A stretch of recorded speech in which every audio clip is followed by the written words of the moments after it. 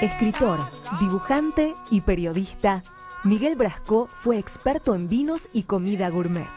Perteneció al grupo de poesía Espadalirio.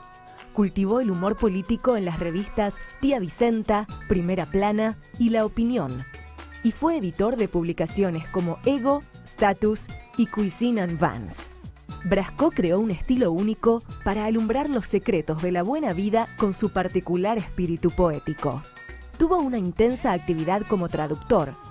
Compiló una antología universal de la poesía y publicó los libros De criaturas triviales y antiguas guerras, Las tribulaciones del amor, La máquina del mundo, El buey solo, Quejido guacho y El prisionero, entre otros. Brascó fue también autor de letras clásicas del folclore argentino musicalizadas por Ariel Ramírez. Fue conductor de televisión, secretario del Club de Gourmets Epicure, fundó The 12 True Fishermen y The Fork Club y recibió el Gran Premio de la Crítica Gastronómica de la Academia Argentina de Gastronomía. Señoras y señores, como un modesto homenaje de Puerto Cultura, hoy recordamos a Miguel Brascó.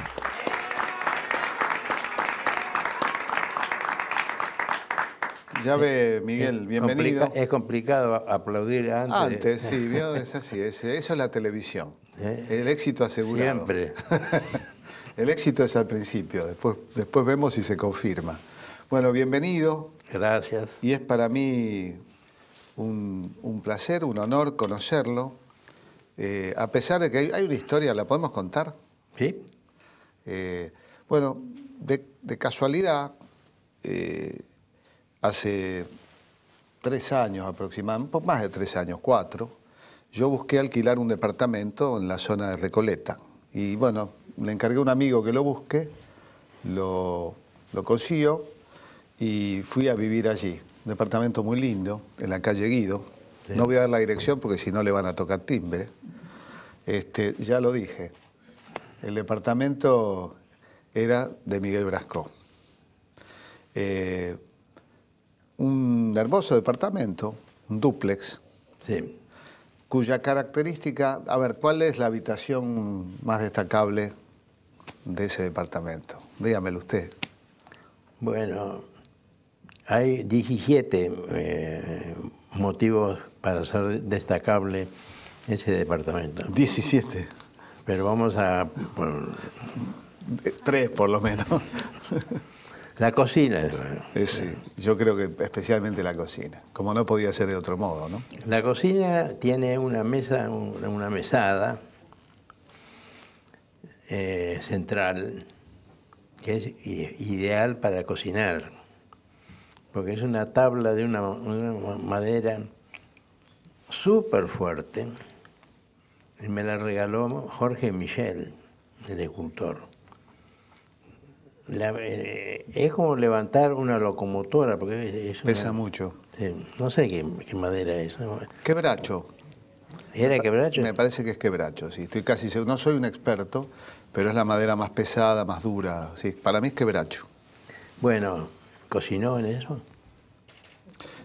No, yo no soy de cocinar. No, lo disfruté. Lo que sí, hice otra cosa que a usted le gusta, que es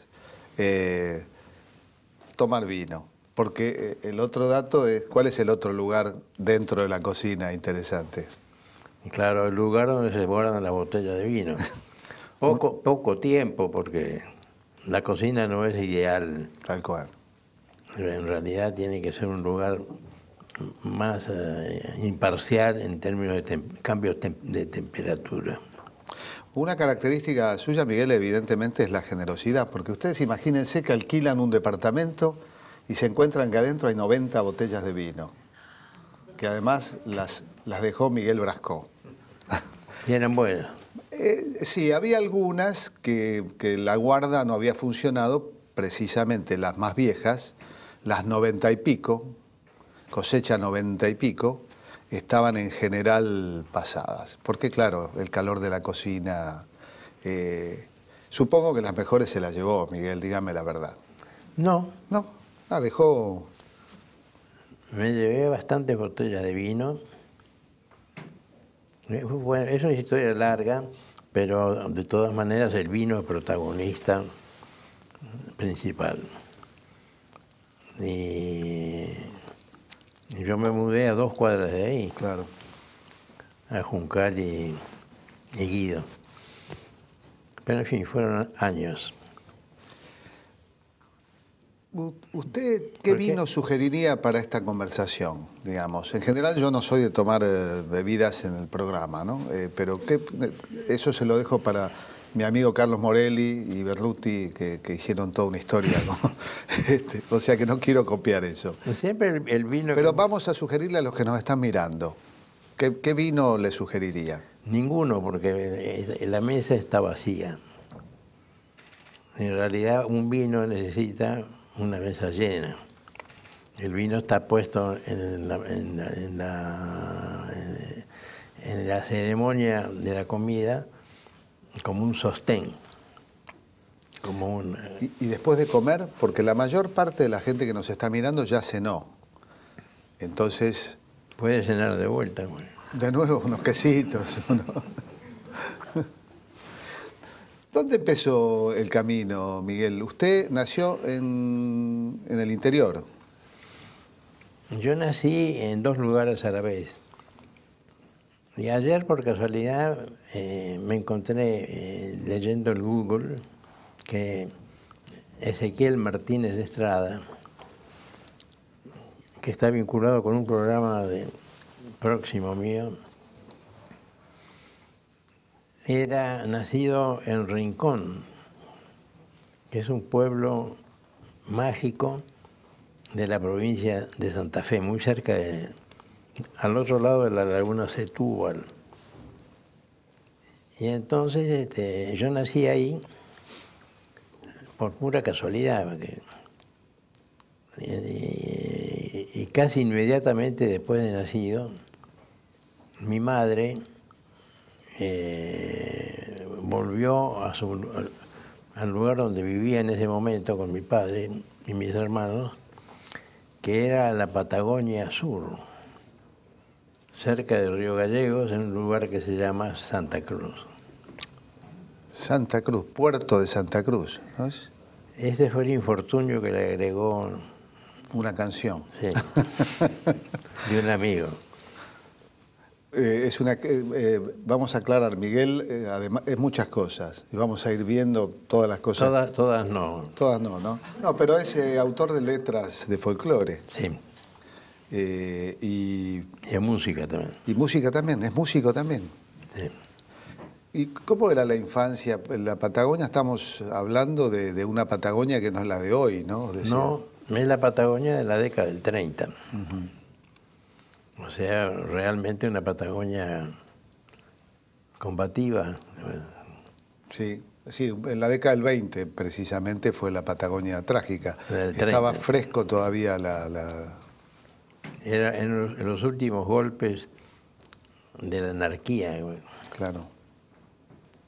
Y sigue siendo. Yo nunca pude volver a mi lugar natal estricto, porque está tan perdido en la mitad de la estepa patagónica sur que nadie se atreve ni siquiera a dirigirse. ¿Sí? Yo, por ejemplo, soy abogado y ejercí la profesión de abogado una época. Y entonces decidí, ya que era abogado y tenía una secretaria bastante buena. Buena persona, dice usted. Buena persona. Es importante. Que me consiguiera un pasaje para ir una semana o unos días a recorrer los lugares de una infancia que no había transcurrido ahí. Era toda una ficción. Y mi secretaria se demoró bastante en conseguir. Había una compañía aérea anterior ¿cómo se llama? A la actual Aerolíneas, que se llamaba Aeroposta Argentina, y estaba Manesis. Sí, tiene Raíces con Exupéry, con Mermoz, Claro. con Jean Mermoz y con Antoine de Saint-Exupéry. Claro, Mermoz y Exupéry, en el viaje que hacían por todo el sector marítimo de la Patagonia Este, hacían noche y comían en Santa Cruz. Bueno, eso era la Patagonia de esa época, no existía. Ahora tampoco, pero en realidad no. Yo nací en Santa Fe, en un pueblo de Santa Fe, y después mi madre me llevó a Puerto Santa Cruz, donde mi padre era médico rural.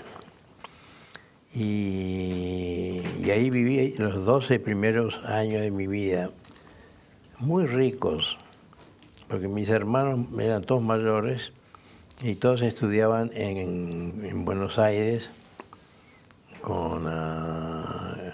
estaban pupilos en colegios.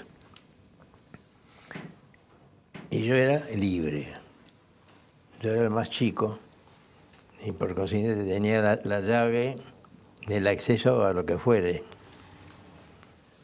Y viví esos años bastante solo también porque mi madre con frecuencia venía a Buenos Aires y mi padre era médico, estaba atendiendo un perímetro de 400 kilómetros cuadrados entre Río Gallegos y San Julián. ¿Y a qué jugaba? ¿Con quién jugaba? ¿Qué hacía? No, bueno, tenía una barrita como siempre. Los argentinos siempre tenemos una barrita, como siempre. Pero en ese caso no de la esquina. No, No había esquina, digamos. de las 4 esquinas. 4 esquinas. Bueno, eso es todo. De manera que yo nací en Santa Cruz y nací en Santa Fe. Cuando se habla de usted suele definírselo como un gourmet. ¿Qué opina de esa definición? ¿Está bien? ¿Es válida? ¿Está en el centro de sus preocupaciones e intereses? La condición de gourmet es intrínseca del ser humano, porque el que no come no muere, no vive. ¿Pero todos los que comen son gourmet? ¿Eh? ¿Todos los que comen son gourmet? ¿Todos los que cocinan son gourmet? Mis conocimientos de francés no me permiten en este momento contestarte, Jorge. Podemos decir que es un epicúreo.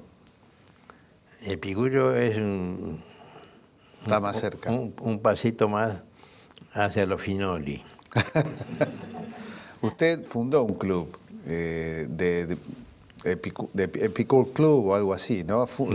Epicure lo fundó el dueño del Hotel Plaza. Ajá. Y yo fui invitado, junto con el Gato Dumas, fuimos los primeros miembros de la High Society que entrábamos en un lugar de cocineros. Y bueno, nos divertimos mucho, el club era muy interesante, y tenía la característica de que era muy difícil asociarse a ese club, que es la mejor recomendación para un marketing de club. Claro. Todo el mundo quería asociarse. También estuvo ahí el secreto de su fracaso, porque al principio eran gente curiosa, después era gente interesada en la figuración, y después ya había que estar, porque le llegó al club Epicure, el club de los epicúreos, el marketing de la gastronomía, que empezó más o menos en el 60. Es un camino, sí, es un camino extraño, ¿no? Usted fue abogado, pero fue abogado, quiso ser abogado de joven. Mi padre, que era catalán y sensato, me dijo, bueno, vas a estudiar una carrera que te va a convertir para toda tu vida en un empleo público. Porque ¿qué vas a hacer? Profesor de colegio secundario. Es decir, mi padre no pensaba que yo iba a ser Borges. O sea, acertó con Bueno, vamos a un corte y seguimos conversando con Miguel Brasco.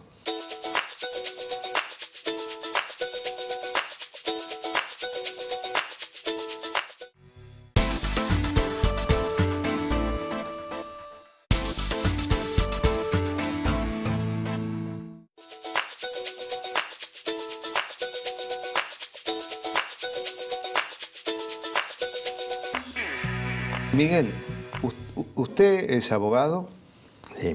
es escritor. No soy abogado, soy doctor en ciencias jurídicas y sociales recibido en España. Ajá. Así que ya ves, por cualquier punto que vos se tires, es ilícito, en la medida en que el protagonista de la cosa es libre, aparecen siempre situaciones difíciles de explicar ante un programa de televisión.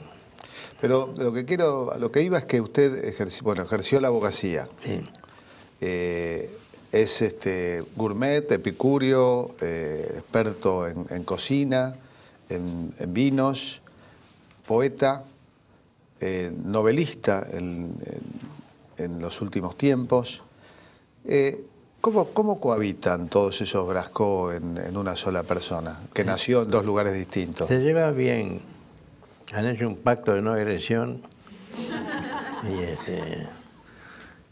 y lo único que ocurre es que en las novelas el cocinero aparece con frecuencia y da algunas recetas buenísimas, que en general el lector no atiende, pero están ahí. Algo que es importante ver es que en general cuando se habla de cocina está relacionado con la vida cotidiana, se adjudica la vida cotidiana, bueno, hoy no tanto, hoy cocinamos los hombres más que las mujeres. Las mujeres han hecho abandono Total, ¿no? de las trincheras. Claro, porque han defendido lo que tienen que defender, que es la jerarquía del sexo. Sí, además con una ayudita del delivery también, ¿no? Eso. Delivery, bueno, hay un montón de revoluciones tecnológicas y que modificaron los hábitos de vida. Pero hace falta mucha creatividad para cocinar bien. Hace falta tener fuerza, porque es un oficio muy sacrificado, muy exigente. Y usted, por ejemplo, habrá advertido que las cocinas, el ámbito de la cocina ha variado. Antes las cocinas tenían los hornos en la parte de abajo de la cocina.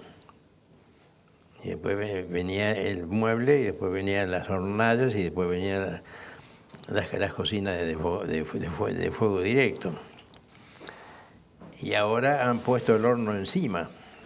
La cocina es una actividad importante, pero que exige estar pegado a los fuegos y expuesto a una fuente de calor que coincide con esa parte misteriosa e inexplicable del ser humano que es el sexo. ¿Cuál es la relación entre comida y sexo? Que el horno te da justo en las pelotas. Muy bien. Ahora, como decía el filósofo, todo a su medida y armoniosamente, porque puede producir un efecto contraproducente, ¿no? El exceso. En general, lo que produce a la larga si uno no reacciona y toma las medidas del caso. Amianto, calzoncillo de amianto, por ejemplo. Claro. O cambiar la ubicación del horno, ponerlo arriba, que es lo que hicieron todos. Porque si no, la fuente de calor, que aparece el calor, reduce el calor, desaparece el calor, genera una situación de inestabilidad térmica que tiene ramificaciones mentales. Todos los cocineros son malhumorados. Yo podría decir varios ejemplos, pero no me quiero malquistar con alguno. Sí. Con ninguno. ¿Y qué relación hay entre el vino y la sexualidad? Todo está vinculado con la sensualidad. Ya está en la Biblia, o sea, si recordamos la Biblia, hay un episodio bastante controvertido y que es la famosa curda que se agarra Noé después de haber terminado el diluvio, ¿no? Y que lo llevó a un episodio bastante controvertido con sus hijas, que lo avergüenza tanto que termina la expulsión de sus hijos y bueno, hay una relación. Me gustaría su versión del tema porque usted sabe de vino, Brasco. Todas las historias familiares son confusas. No. Lo importante ahí es que la mujer ha abandonado la trinchera de la cocina, porque volvamos a la época de la edad de piedra, por ejemplo, al origen posible o potencial de la carrera culinaria. De pronto, el núcleo familiar deja de ser únicamente un cazador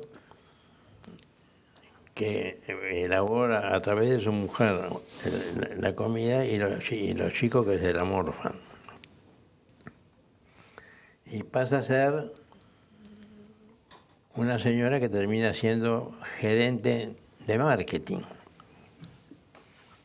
Una señora que es la que maneja la economía del hogar, porque los gerentes de marketing manejan. Es ahí la clave de lo que se llamó matriarcado originalmente, ¿no? El poder estaba más en la cueva con la mujer que la lanza del cazador. Correcto. Entonces, en consecuencia de eso, se generan infinitos episodios, como por ejemplo los restaurantes, porque no pudiendo tener acceso a la comida a través de la cueva, de la cueva de piedra, entonces sacan el restaurante de la cueva de piedra y ubican un lugar neutro, que donde específicamente se cocina, ¿sí? El peligro constante de las reyertas conyugales. Reyerta quiere decir despelote. Me hace acordar el conferencista que dijo, vamos a hablar de gastronomía, seré breve. En las cavernas de Altamira, vamos un poco más acá, digamos. Yo he escuchado versiones en torno al vino. Una de ellas, la más común, es que Argentina mejoró mucho la calidad de sus vinos. Sí. Esto usted coincide. Sí. Sobre la base de los varietales. Sin embargo, usted ha defendido el vino. Yo lo he escuchado defender el vino tradicional, el vino común, el vino de mesa, el que tomábamos con soda cuando éramos chicos. Bueno, lo que pasa es que las calificaciones de vino de mesa que tomábamos cuando éramos chicos y seguimos tomando cuando somos viejos, no tiene demasiado sentido. El vino es el vino, es el vino, es el vino, decía Gertrude Stein. Entonces, está ahí para sostener y para valorizar los sabores de la comida. El secreto, todo el secreto de la cultura del vino y de la comida es saber bien qué gusto tienen los vinos y saber bien qué gusto tienen las comidas. Y después hacer coincidir lo que son afines y desechar lo que son equivocados. También escuché que usted defendía o establecía una diferencia entre el vino. Usted decía algo así, por lo que recuerdo, que los argentinos tenemos un gen acostumbrado a cierto tipo de vinos cocidos.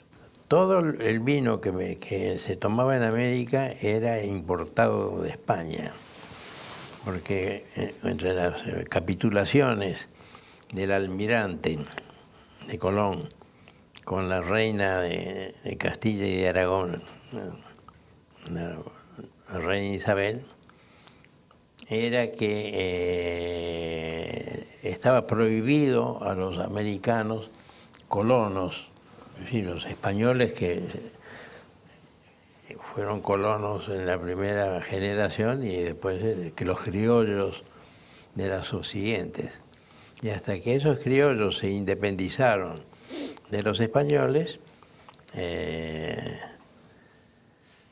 bueno, tenían que venir de España. Y venir de España significaba meternos en una carabela, que era como una canoa con vela de acá del Yacht Club, y cruzar el océano Atlántico. Eran 3 meses. Para eso lo inventaron los griegos, una cosa que fue el cocido. El cocido consiste en un procedimiento para forzar la creación de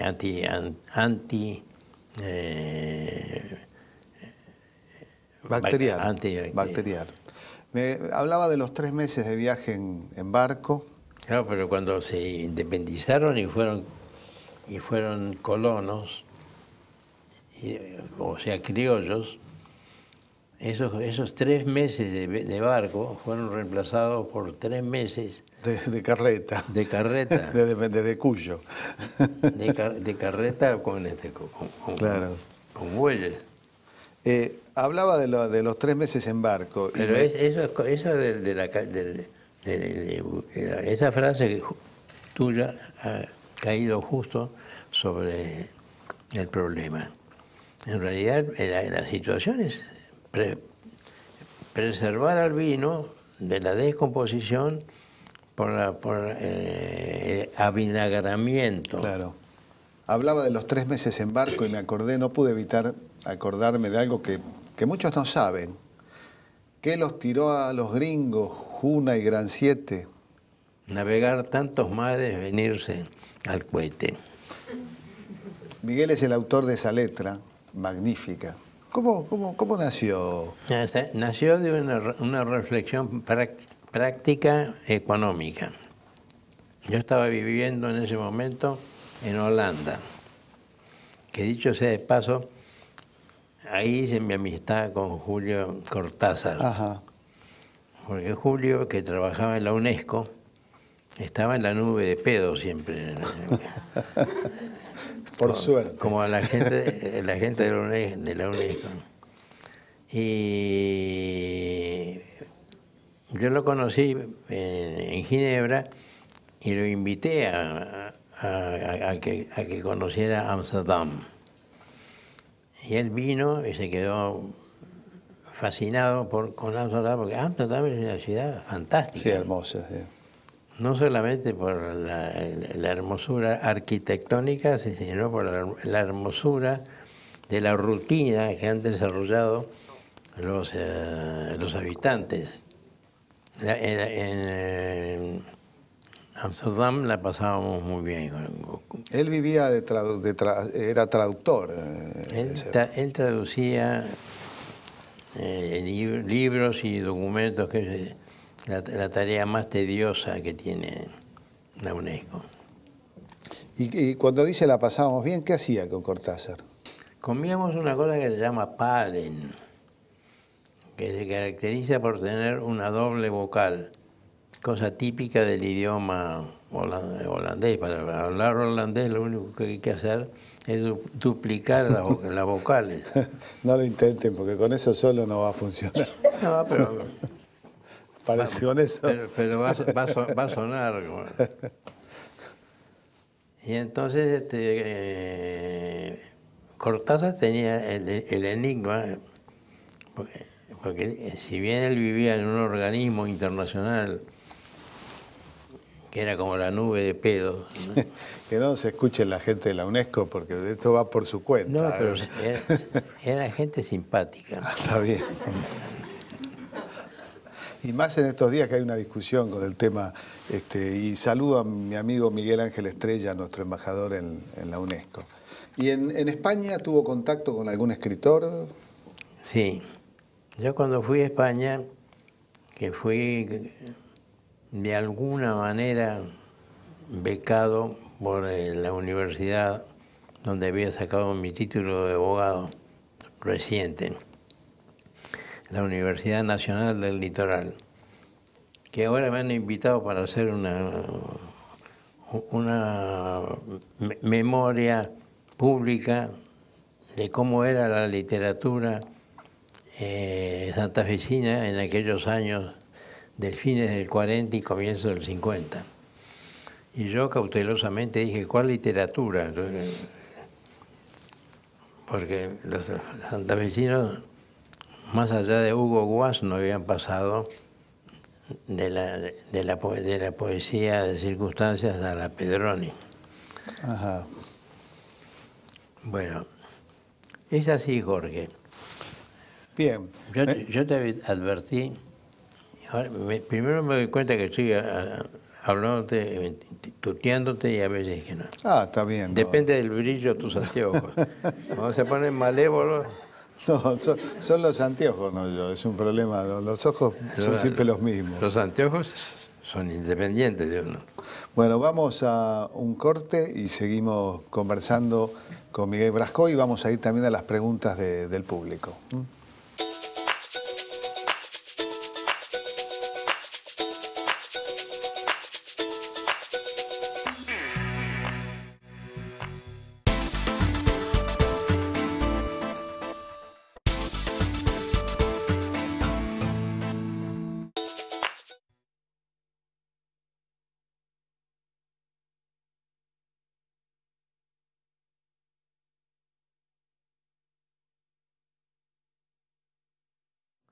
En el público, bueno, estudiantes, referentes, periodistas, en este caso de Mundo Villa, taller de periodismo, de la Casa de la Cultura de la Villa 21 Barracas, de la Juventud Patria Grande, del taller Escuela Agencia, de la carrera de Periodismo y Producción, de la COSAL, carrera de Locución, del Movimiento Mujeres Sin Miedo, de Radio Frecuencia Modulada 91.7 Sin Fronteras y del Club 6 de Agosto. ¿Hay una marca de vino, Miguel Brasco? No. Tengo la marca registrada, pero los vinos que hice fue uno para la finca La Anita, que es Línea Tonel, un Syrah con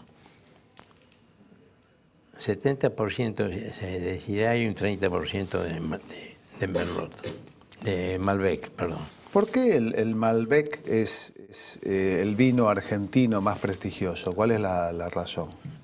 Porque es el más dúctil, el más fácil, el más amplio de vincularse con otros vinos y generar los cortes que son en líneas habitualmente son los que tienen éxito. Acá los vinos argentinos tuvieron el problema que mencionamos hoy al comienzo, de que no se podía plantar vides en territorio americano, había que importar todo de España. Claro. Y con la habilidad que han tenido siempre los españoles, eligieron a los catalanes para manejar ese operativo. Y con la codicia de los catalanes no dejaban pasar una gota de vino que no tuviese un producto económicamente apetecible. En general todos los vinos venían de Benicarló, un lugar portuario del Mediterráneo, y bueno, después le acortaron el nombre, en vez de Benicarló le pusieron Carló. Y ahí el vino Carlón Sí. viene de ahí, mire usted. Después el vino Carlón pasó a ser el vino barato, Baratushki. Pero en realidad es un vino de uva criolla negra, de muy buena calidad, que tenía algunos cepajes finos.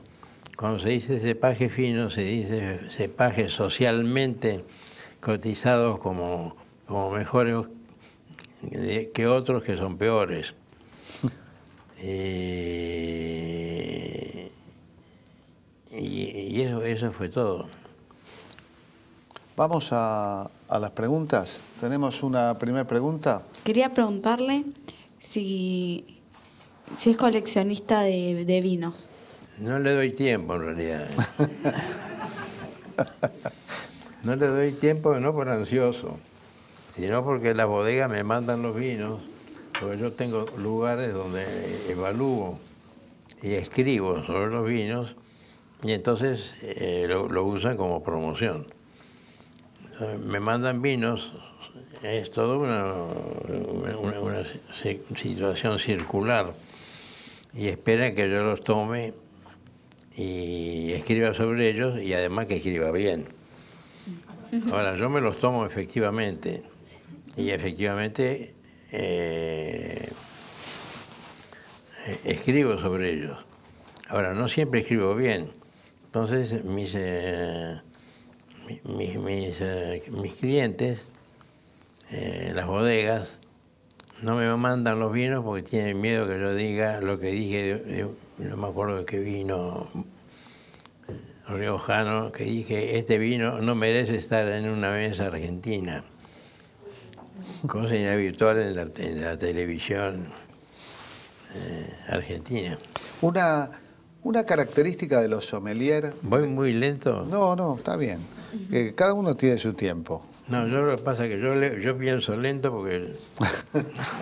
Porque son muchos adentro. Organizarse. Cuando la crítica de vinos está llena de palabras, de poesía, de metáforas, al cohete. No funciona, ¿no? No. Al cohete como venirse al cohete, digamos. Como es toda la filosofía, en realidad. Dificulta el entendimiento de la verdad a través de un vocabulario agnóstico. ¿Usted cuando toma un buen vino, qué dice, por ejemplo? Está fena, buenísima. Ha inventado palabras también para definir buenos Y vinos. gestos, como una publicidad que hice para un restaurante. Una publicidad que la filmamos en 9 horas. Y Es lento entonces, si tardaron 9 horas o eran lentos los directores o usted, no. Brasco. Lo que pasa es que tenía un texto. Y el texto y la actuación de ese texto estaba reservada a mis incapacidades. Tenía doble riesgo. Entonces yo hice lo que pude. Y la gente que hacía el corto de publicidad consideró que no era suficiente. Entonces descubrieron que yo era más elocuente cuando no decía nada que cuando me animaba a explicar el porqué de cada cosa. Entonces esa publicidad es una de las pocas publicidades que yo he visto últimamente que no tiene palabras, sino tiene solamente gestos. Y yo sentado en una mesa y haciendo así. Como las grandes cosas se descubrió de casualidad, digamos. Sí, lo grande vino. Bien. Buenas noches, Miguel. Mi nombre es Matías, soy estudiante de locución de tercer año en el Instituto COSAL. Esa creencia popular de que el vino hace bien a la salud, ¿verdad o marketing? Como en todas las cosas de la vida, el vino hace bien a la salud cuando se toma en cuotas razonables. 2 copas de vino tinto es la receta francesa, por comida. Ahora uno puede usar copas más grandes. Hay quienes cuentan que es difícil encontrar un lord, no un lord, un miembro de la Cámara de los Lores inglés sobrio después del mediodía. Eso no les impidió construir un imperio, ¿no? Y embromar a media humanidad. Pero bueno. Pasa que los ingleses se maman rápido. ¿Sabías? ¿Y eso por qué? Por constitución biológica. ¿O será por el whisky que tiene 40 grados de alcohol? No, pero el whisky de los ingleses no tiene 40 grados. Ah, ¿no? Que no quiero decir exactamente cifras. El whisky de los ingleses es un whisky rebajado con agua. Por eso los escoceses hacen burla. Por eso el whisky no tomado en Escocia, sino en Inglaterra, es on the rocks. Sí, le ponen hielo, o sea, agua, no para enfriarlo, sino para rebajarle el contenido alcohólico y no hacerlo tan tóxico. Mire usted, hoy aprendimos algo, que los ingleses son flojos para el escabio, digamos. Tienen su sistema y les va muy bien. Han hecho un imperio y medio. Sí. Si no hubiera sido por los americanos, hubieran hecho 2 imperios. Claro. Bueno, uno podría decir que el imperio norteamericano es una prolongación del inglés, ¿no? También. Sí. Bueno, entonces los ingleses estaban gobernando la India. No toda la India, pero casi toda la India, muy bien gobernada. Crearon un sistema que apaciguó la cosa tan compleja como fue el sistema colonial inglés. Y tomaban whisky con agua, on the rocks. Ahora, el agua venía del Ganges, o del Ganges, que es el lugar donde se arrojan los cadáveres y navegan. Dicho sea de una manera un poco gruesa, pero es esa. Entonces los ingleses dijeron, no podemos tomar el whisky adelgazado con jugo de cadáveres. Y se hacían traer el whisky desde Londres y con botella de agua de Seltz. Y ahí viene el whisky on the rocks que heredaron los americanos. Usted sabe que yo siempre digo... No soy una fuente inverosímil. Absolutamente, de divulgación de cosas inútiles en este caso. Yo también, ¿eh? Yo también. ¿Para qué están los historiadores? Exactamente. Para saber cómo tomaban el whisky los ingleses en la India colonial. A ver si le sirve la fórmula. Mire para lo que sirve. Lo que usted acaba de contar, que parece una trivialidad y una tontería, sirve para demostrar algo que suelo decir. Un pueblo puede importar cualquier cosa. El agua, por ejemplo. O sea, un país puede... Los ingleses decían, bueno, no tenemos un agua para beber, la importamos. ¿Qué es lo único que un país, una nación, no puede importar? Su propia cultura, su propia producción cultural. Eso no nos lo puede vender nadie. Nos pueden prestar algún retazo con el que hacemos, nos pueden prestar un bandoneón alemán y con eso vamos a ponerle al tango su instrumento central. Podemos importar el agua, pero no... Al chamamé. El chamamé... El chamamé sale de esas canciones alemanas de München, de Múnich. Pero no importamos el chamamé, lo que se importó fue elementos de la polca que se transformaron en chamamé. Yo una vez escuché un programa de radio, uno de televisión. ¿Una sola vez? Sí, infortunadamente. Un programa de televisión era el programa. Y entonces explicaban esto, unos folcloristas correntinos, a partir de las partituras, de las canciones populares alemanas, sí. Y la iban transformando, iban cambiando determinados ritmos y terminaban tocando un chamamé sin solución de continuidad. Era como la segunda parte del chamamé. Es como el río, esa es la diferencia, que Alemania tenía el Rin, que es un río pequeño comparado con nuestro Paraná, que es mucho más largo, mucho más interminable, ¿no? Ahí está la recreación. Ah. Hoy estamos, pero muy filosos. Si siguiéramos una hora más ya sería un descontrol. No podríamos conectar con una de historia. Bueno, tenemos que terminar. Pero la historia ha sido importantísima tenerla en cuenta, porque en definitiva a la larga o a la cortita resulta ser cierta. Entonces resulta ser un antecedente a tener en cuenta, como si fuese una orden venida del más allá. Quien maneja el relato de la historia a veces maneja el poder de la política, y eso nos lo ha demostrado un historiador, Bartolomé Mitre, que nos contó su historia, y desde entonces muchas de sus premisas nos han determinado. Gracias, Miguel. Seguiremos no tomando vino en otra oportunidad. Gracias.